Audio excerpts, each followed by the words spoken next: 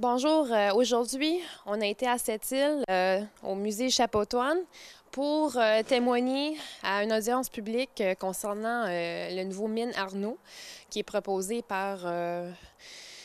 François Biron, le directeur de ce projet.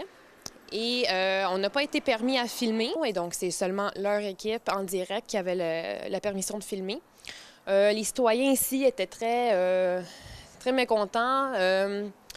Ils ont parlé, il y avait beaucoup de questions sur la qualité d'air, la qualité d'eau. Mis de côté aussi, là, on le voit avec Wabush présentement. En 1950, on a donné toute la pointe noire à Wabush qui est installée là. Puis maintenant, on voit avec le port, puis avec l'Aluminerie Alouette qui ont dû acheter des terrains de Wabush qu'on a fait une erreur parce qu'on a besoin d'un droit de passage pour avoir accès à notre propre quai. Puis maintenant, c'est une compagnie de l'extérieur qui s'appelle Cliff qui est propriétaire de ce terrain-là.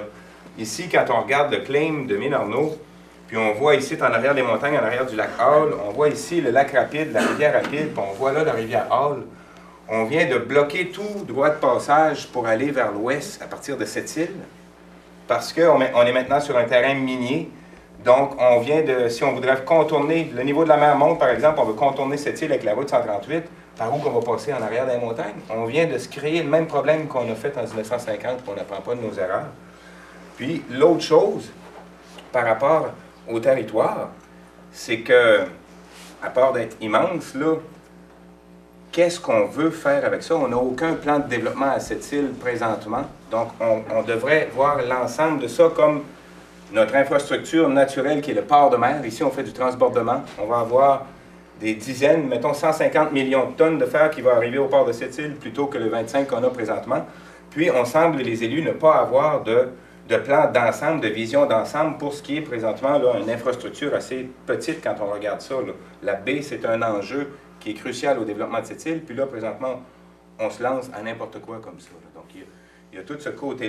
Essentiellement, comme je vous dis, en fait toutes les préoccupations de la population sont les mêmes que les nôtres, sont les mêmes que la santé publique du Québec. Une des grandes inquiétudes, c'est certainement l'air, les particules fines. Et c'est extrêmement triste, comme je disais tantôt, que la modélisation de la compagnie a été faite de telle sorte qu'on n'intègre pas la pollution ambiante. C'est comme si on jouait à l'autruche. C'est comme ça, il n'y a pas de pollution à peu près ici. Nous, on va en générer, mais ici, il n'y en a presque pas. Il faut savoir ce qu'il y a dans votre milieu. Il y a des études importantes qui ont été faites récemment. L'Académie américaine du cancer a démontré que toute augmentation, si faible soit-il, des particules de 2,5 microns augmentait les risques de cancer. Une étude en Ontario qui a montré que si on augmente de 10, c'est des microgrammes par mètre cube par jour, ce qui n'est pas une quantité, c'est une quantité prévisible avec des mines, on augmente de plus de 1 à voire 2-3 % le nombre de visites quotidiennes dans les hôpitaux par jour. Il faut caractériser ça correctement. Il faut que ce soit un groupe indépendant. À mon sens, il faut qu'il y ait une analyse toxicologique vraiment qui porte sur la santé humaine qui soit faite pas par la mine, de façon totalement indépendante, avec un budget adéquat et qui durera le temps qu'elle durera.